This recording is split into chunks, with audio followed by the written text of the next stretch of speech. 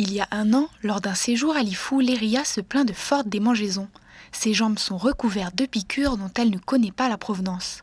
Quand elle finit par comprendre qu'il s'agit de punaises de lit, elle n'ose pas en parler. Toutes les nuits, c'était horrible. Ça me démangeait tout le temps. Mais c'est pas que la nuit, hein, c'était aussi la journée. Et donc, ben, forcément, je fais comme toute personne, ben, je me grattais, je me grattais. Et ça me démangeait de plus, ça me faisait des cicatrices, des petits bobos, tout ça. Du coup, je savais pas d'où ça provenait. Et du coup, ben, c'est vrai que ben, quand tu dis punaise de lit, ou surtout que moi, on m'avait pas dit punaise de lit, on m'avait dit des tiques de lit. Du coup, moi, j'ai pensé aux animaux, je me suis dit, mais peut-être ça vient des chiens, tout ça. Du coup, j'avais un peu honte. Et pour cacher ça, bah, j'étais obligée de mettre des longues robes ou je mettais des jeans pendant un mois. Parfois, j'évitais de mettre des claquettes aussi vu que j'en avais sur les pieds. La honte, c'est ce qui l'a conduite à se cacher. Pourtant, la punaise de lit est un nuisible coriace.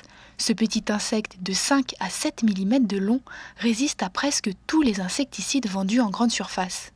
En Nouvelle-Calédonie, peu d'entreprises proposent un service de désinsectisation adapté. Le coût d'une intervention peut atteindre 200 000 francs. Un frein qui s'ajoute au sentiment de honte dont sont victimes les personnes infestées.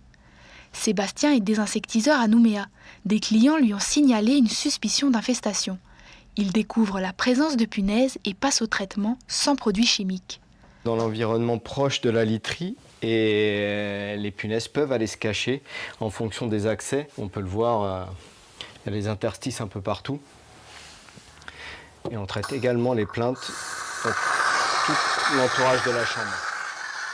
Au bout de plusieurs mois de non-traitement, on peut se retrouver avec, dans un quartier ou sur des maisons voisines ou des appartements voisins, une infestation beaucoup plus difficile à traiter.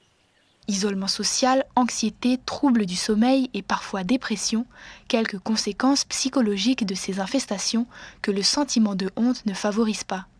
Une étude menée par l'INSERM entre 2019 et 2020 a montré que 73% des personnes impactées par les punaises de lit ont déclaré à leur médecin souffrir d'insomnie. Les gens dorment très très mal, il y a des problèmes effectivement d'insomnie, etc. Donc la fatigue liée au travail après dans la journée, etc. C'est quand même très très contraignant.